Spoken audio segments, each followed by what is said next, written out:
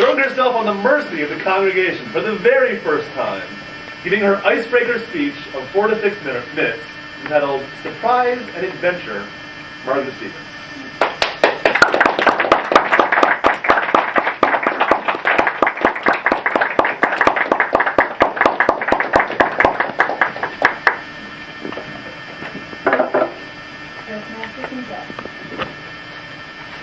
In high school, I took a speech class that lasted one day. On that day, the instructor asked us to read a few lines in front of the class. Surprisingly, when I reached the lectern, fear overwhelmed me. So I looked down at my little piece of paper, read the words very fast, and rushed back to my seat. The boy who got up after me was exactly the opposite of me. He spoke slowly. He looked at his classes. He seemed so happy to command the attention of the class. From my seat, looking up at him, I heard myself saying, "He's not the right class for me." Luckily, I haven't had to give many presentations since then, but you might be surprised to know that I was a professional singer for a short time. I'd like to share with you how I became a singer, but first, I'll tell you a bit about my profession, my family life in Big Sur, and how I love to dance. My profession is massage. I enjoy it because it's a quiet and creative practice. I've been doing massage for almost 30 years at a retreat center called Esalen Institute in Big Sur.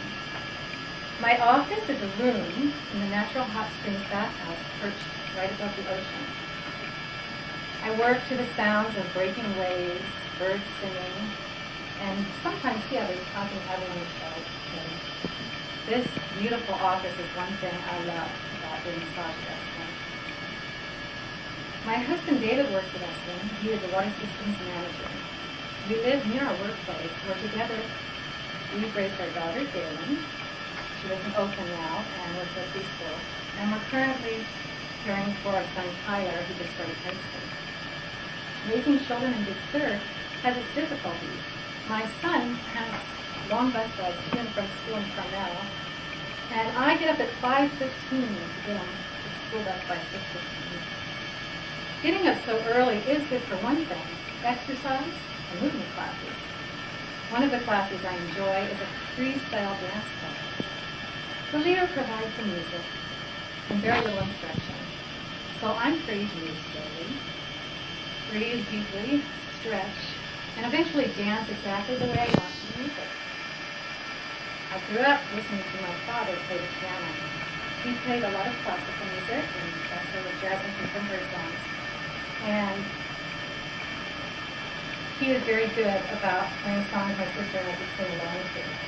Once I brought him to my music class in elementary school, and with a friend I sang, "Getting to know you, getting to know all about you."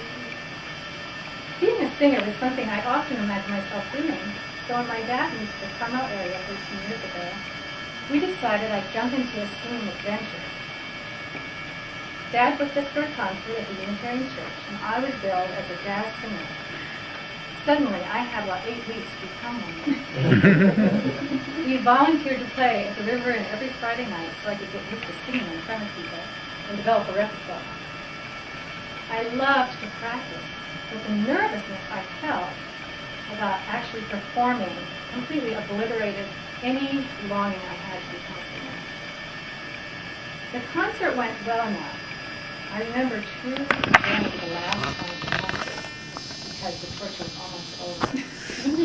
That song was, "Somewhere over the rainbow, way up high, there's a land that I heard of in a lullaby." With Dad's accompaniment, I sang professionally about 5 or 6 times in churches and retirement communities. For many reasons, we stopped performing, except we still perform every year on Christmas Eve at Esalen in the dining hall. I love to sing to people who are eating and talking amongst themselves, and if you wouldn't mind doing that, I could finish the speech. That's a bit about me. I've been doing massage and living in Big Sur a long time. I have a wonderful family and love to dance. And for a short time, with my father's help, I was a singer. My singing adventure has brought me a long way from that first speech class. And hopefully Toastmasters will bring me closer to becoming more comfortable with public speaking. This is Toastmasters.